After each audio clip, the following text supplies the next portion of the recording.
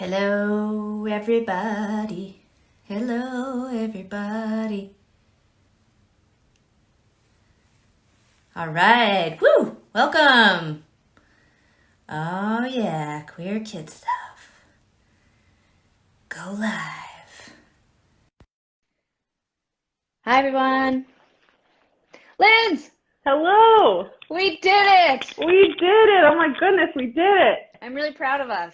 I'm proud of us too. This is Oh, great. the technology stuff I'm not lying when I say it keeps me up at night sometimes. You It's know? our world now. I don't, no, I don't want it to be. I'll let a few more people join before we really get into the nuts and bolts of Totally. this fantastic interview. I love your background. Thank you. I've been working on it. Oh my God, I'm already off book, but like, I love the artwork because that's your little decal on hmm your. Where is that from? Tell me where is that from? Yeah, so the poster is from Amplifier. I was an icon for their We the Future campaign. So this So cool. poster, it says, you can't really like see, but it says We the Future, unapologetically queer, and like lots of really cool stuff. So that poster is in like thousands of classrooms across That is the states, so which is blows so my mind. cool. Blows my mind every time. I did a little addition on Okay. my own. And then I've got some like cool cards I've gotten from like folks who watch queer kids stuff. This like enormous thank you. You can't even see how big it is. That's so Thank you cute. card from a student at a school. Just like cool stuff. These are flags from the music video that I made. Lots of cool stuff. I really love it. It's such a great vibe. I have to tell Thanks. you, okay, well, I'll be a little more formal just as people are joining. I'm Sarah from the Tegan and Sarah Foundation, and we are doing these Instagram Live interviews with or people and organizations who got grants from our community grants funding that we've done over the last couple of months to address, the needs of our community during COVID-19.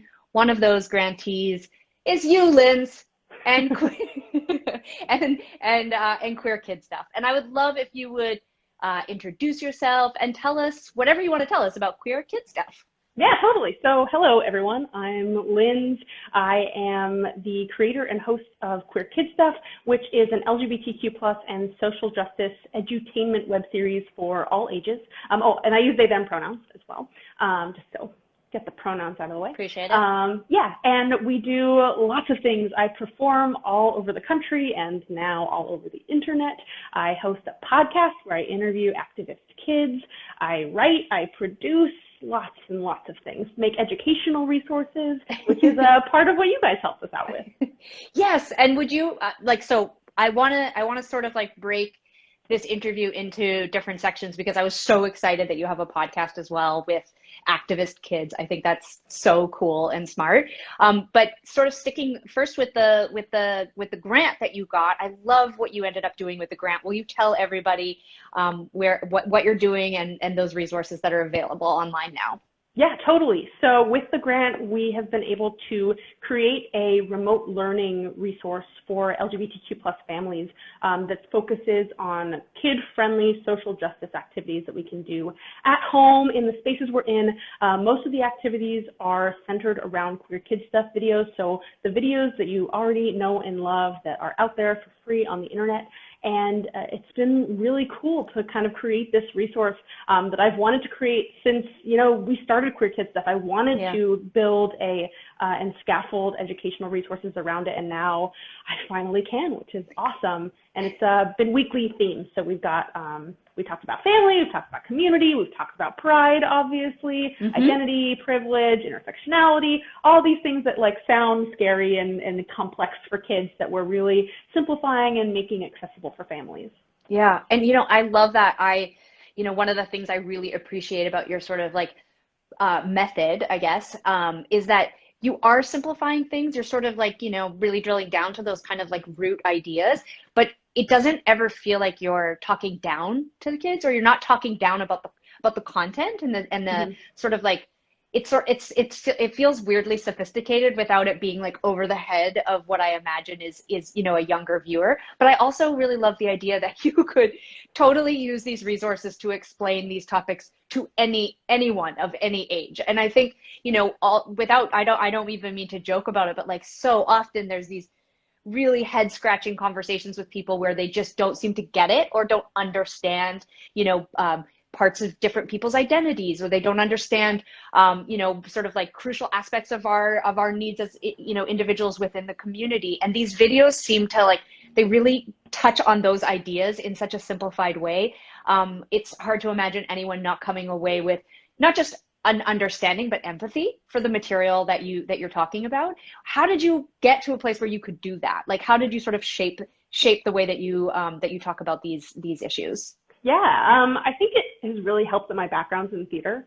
Okay. I kind of, when I was an undergrad, I was studying theater, and in particular theater for young audiences and storytelling techniques.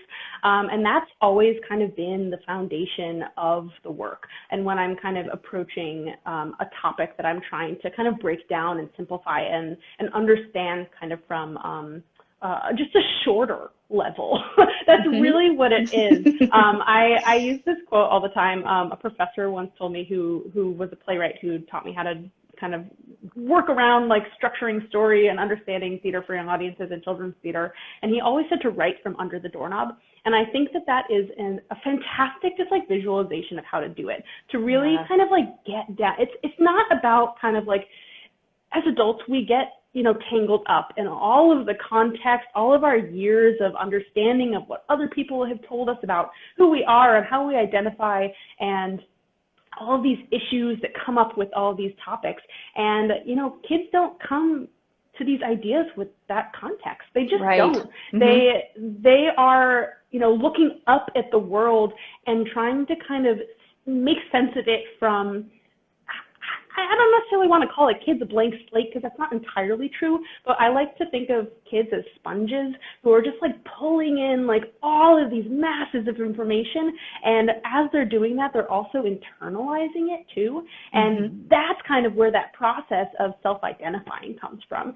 So we as a grown-ups, with all of that context, have the ability to kind of pick and choose what we want kids to absorb. And for me, it's all about, you know, putting queerness in a positive space and making it fun and exciting and special. It's that, you know, Mr. Rogers thing of every kid is special, but this is kind of coming at it from a queer and intersectional lens.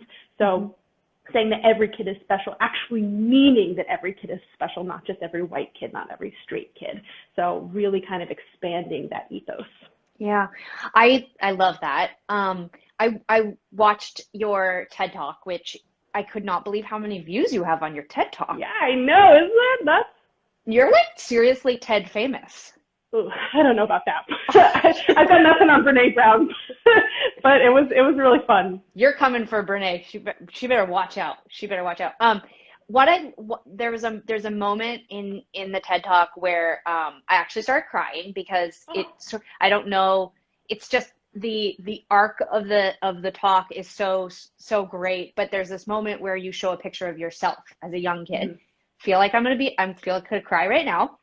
It's partly because you're in front of a beautiful wall of hydrangeas. It's very pretty. And I do love gardening. There's this idea that we as adults, you know, that we were kids and we had these experiences that shaped us. One of the things that really struck me watching your TED Talk is that, I don't know exactly how old you are. I'm old. I'm almost 40.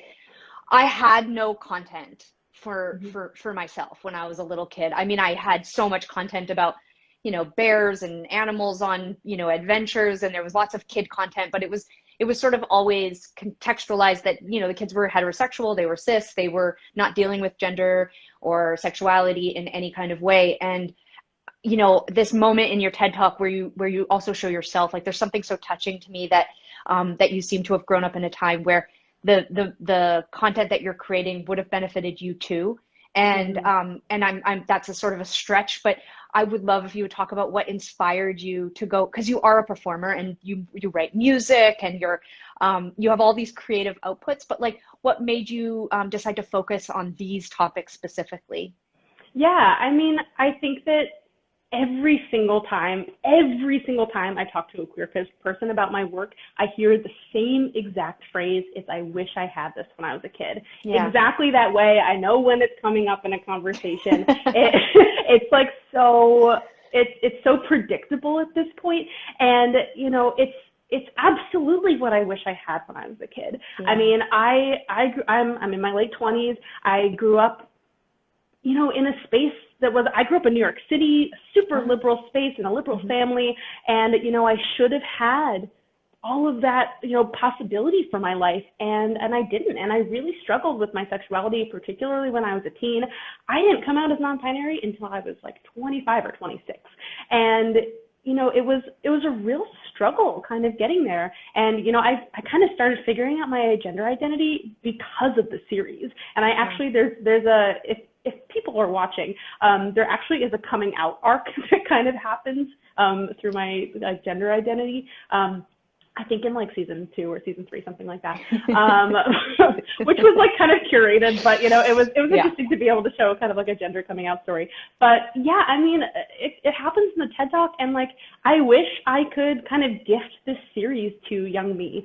And I was actually talking about this today, but Teddy, the bear that I co-host the series with, is actually my childhood stuffed teddy bear. I had that when I was a kid. Actually, I have them here. Quite tattered. Hey, Teddy. And Hey, Teddy, what's up? And you know, you can see that Teddy's like kind of scuffed up. Teddy's been through it. Teddy's very well loved. I can very, very well loved. And you know, I think a part of that, you know, Teddy is the child's voice in the series, but I also think that, you know, part of me using Teddy was this nostalgic, you know, kind of reaching into the past of like, you know, how can I manifest that child that I was in this space that I wish that they had. And I think that that's kind of like, that was kind of a way for me to do that in, you know, a symbolic form. But yeah, I get that a lot, and I wish I had it when I was a kid, and it's why I've been trying to kind of get this work through a lot of different avenues in kind of creating like a queer kid empire. Yeah. Yeah. You really talk more about, I mean, because you really are like, I mean, I was really amazed. Like you obviously, you're working in more of the sort of like digital format right now. You have the online content on YouTube, and you also have a podcast, which I listened to this morning, which I would love for you to talk about, because I think it is a fantastic idea. And I love the idea of giving space and a way for kids to use their own language and their own sort of voice to talk about how they come at social justice and what that means to them individually. And I'd love for you to talk about it. Yeah, the podcast is new. It started in February, I believe. Okay. We're 8 episodes in, so like kind of finishing up season 1. It has been so cool. I stopped doing like the produced Queer Kid Stuff episodes around last year for many reasons. But I knew I wanted to kind of keep putting content out. And you're a creative person, you know that there's like there's just a need to put stuff out into the world, no matter what is happening. So I knew that I wanted to put something else out, and I turned to podcasting because it's so conducive to independent production, and it's a lot cheaper, and you can reach more people in this really, really beautiful, intimate way. And the kids podcasting world is still, it's not as saturated as adult podcasting, and there's a really beautiful kind of small community around it. And and kids really love podcasts and, you know, getting out of screen time and all of that. And I just thought it was a perfect kind of like turning point for the series to get kids kind of in front of kids and use my platform to uplift younger voices, because I am not an expert on all this stuff, especially now with like everything going on. Like, kids are the forefront of so many movements. It is bananas. I am just like so in awe of the young people today. And I thought, you know, this is a great space for me to use my skills and use my platform to uplift these voices. And, you know, get kids talking to kids, give kids role models, and show them that like you can be an activist no matter how old you are, no matter where you're from, no matter how you identify. And I really wanted to show that through the series, and just give kids a space, and also kind of move a little bit further out from queer specific content. The series itself, you can kind of like see that movement happen throughout the seasons, and it's something I just kind of found that I didn't have enough content if I kept just doing queer stuff. It's from a queer lens because that's who I am and what I do, but I really wanted to kind of expand out into more of kind of a larger social justice space, and I thought the podcast would be a great way to do that. And I've been learning so much because, like, I'm not a climate activist, but but I've talked to some like really cool kids. So cool. This kid Ryan, who's like 9, is like on a mission to like get rid of the landfill in the middle of the ocean, and I'm like, I did not know that existed. Please tell me how I can fix the world. Thank you. I think that's so smart. Just so for people asking, the podcast is called Activist You, like YOU. I found it on Apple Podcasts, super simple.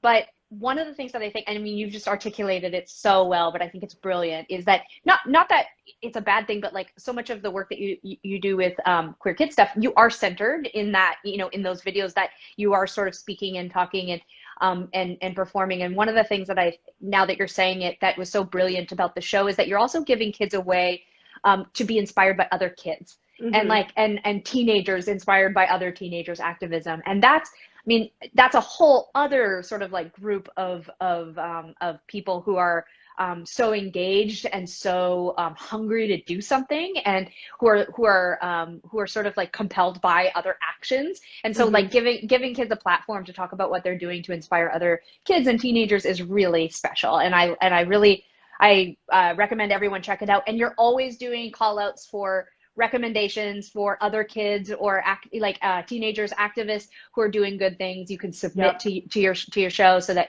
potentially people can nominate other people to be on the show, which I think is also very cool. I like the crowdsourcing aspect of doing that as well.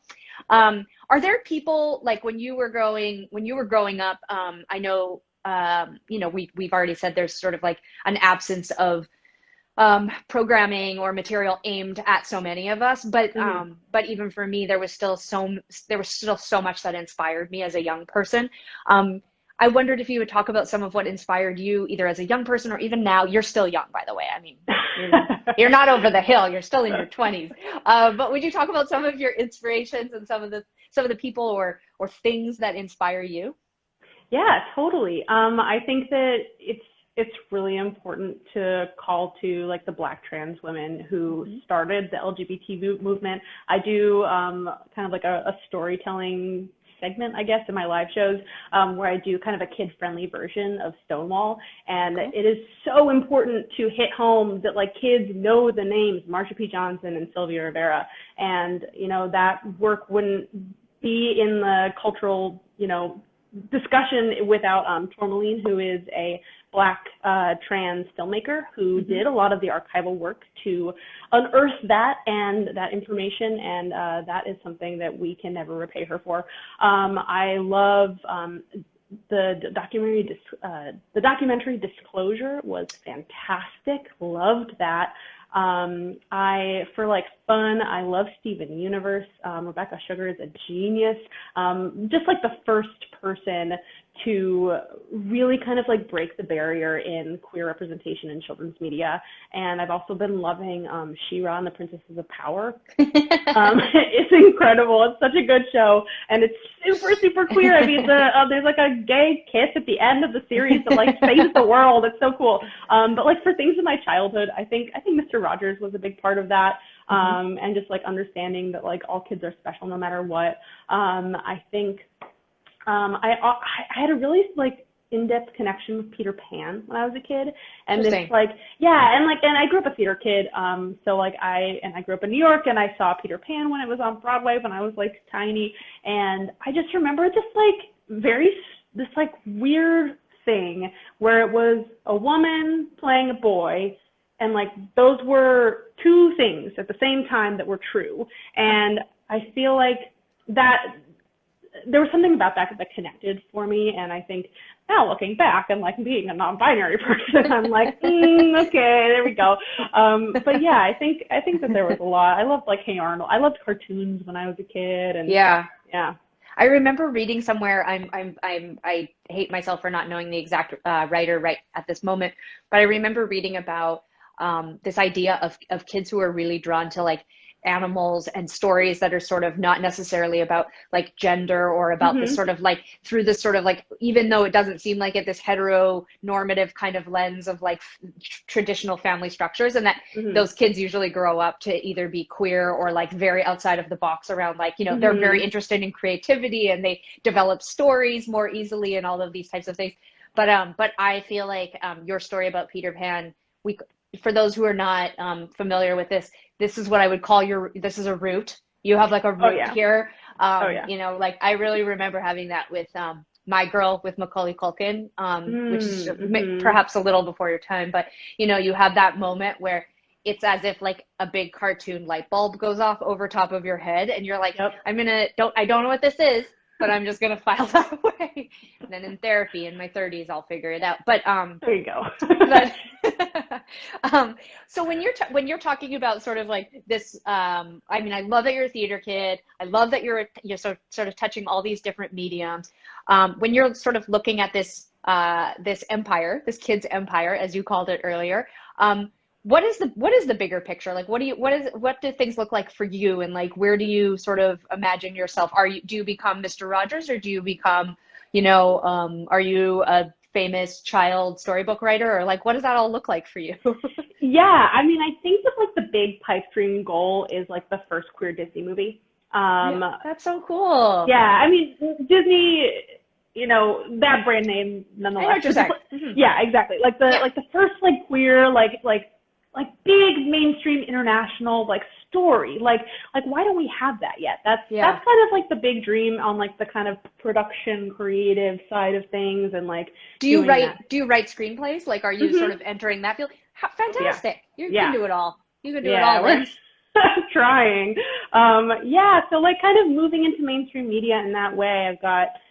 I like just finished up that screenplay actually, and been trying to figure out what to do with it. Uh-huh. And writing scripts for TV and picture books and all that other stuff. And then also kind of like trying to figure out what queer kid stuff is turning into. Mm-hmm. I've been doing the live performances, and that's kind of like there's like the entertainment side, and then there's the edutainment side of like continuing to kind of like spread. I like to call it spreading queer joy. That's really what I try and do in the performances, and now through kind of educational resources and really trying to kind of figure out how to expand that world.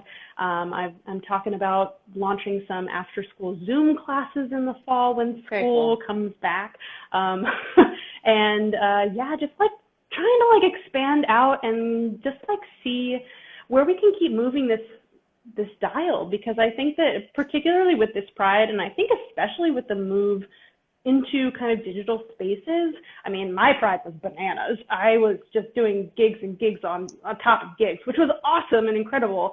But I All wanted, online. All online. yeah, all online. It's Yeah, it was fantastic. really cool. It was really, really cool. But like figuring out like, okay, like it seems like people are starting to pick up an appetite for this Mm-hmm. and an appetite for this content, and seeing the gap that, still exists. I mean, there are like a couple people who do what I do, or at least are in like adjacent realms, but I really don't have peers. And that's been the case for 4 or 5 years. Of people who like, specializing in queer storytelling and queer work for young people. And it's really, I would love to have other people who are doing this work. I would love that. What is your, so much of the work that we do at the Tegan and Sara Foundation, we sort of constantly return to this idea of education and schools. And I mean, that's where, I mean, pre COVID-19, so many of us spend, the first 18 years of our lives in these buildings, socializing, interacting with teachers and educational resources and librarians and books and materials. We sort of have, I think I have a little bit of an antiquated idea about what kids have access to in schools. I sort of still imagine them as these sort of conservative places, and I know that is true sometimes. But right at the beginning of this interview, we were talking about your awesome poster behind you, and you mentioned it being just thousands of these posters are all over in schools. Will you talk a little bit about your work in schools and what your sort of experience has been with teachers and parents, and a willingness to sort of integrate this material into classrooms? Yeah, there is an incredible movement of teachers across the country who are really doing the work toward social justice in their classrooms, and it's really spectacular to watch. If anyone ever wants to do a deep dive into Teachergram, it is a beautiful space full of incredible resources and teachers who are really trying to bring this work into their classrooms. I mean, Oh gosh, so for the grant and the educational resources we've been building, I mean, the grant went toward, you know, queer teachers who are generating the activities, and I had so many applications for people who wanted to do that work, and that was really cool. Yeah, there's a really beautiful community, and huge shout out to librarians. Oh my gosh, I mean, most of my performances are in libraries, and that is specifically because of awesome librarians who want to bring me into their spaces and aren't scared to bring me into their spaces. And I think That's amazing. yeah, and I think it's huge because those are public spaces. It's one thing to bring me into your classroom, and I mean, there's the fight against, you know, administrators and people who don't necessarily think I should be in those spaces, but I think for a librarian to do that and to put me in front of the public in their space, like the first lyric of my theme song that I do at the top of every show is "It's okay to be gay," and I still get nervous every time I do that. And it's because I'm not totally sure if I'm safe in a space where I'm performing, and I want to make sure that the kids in front of me and the families in front of me are safe as well.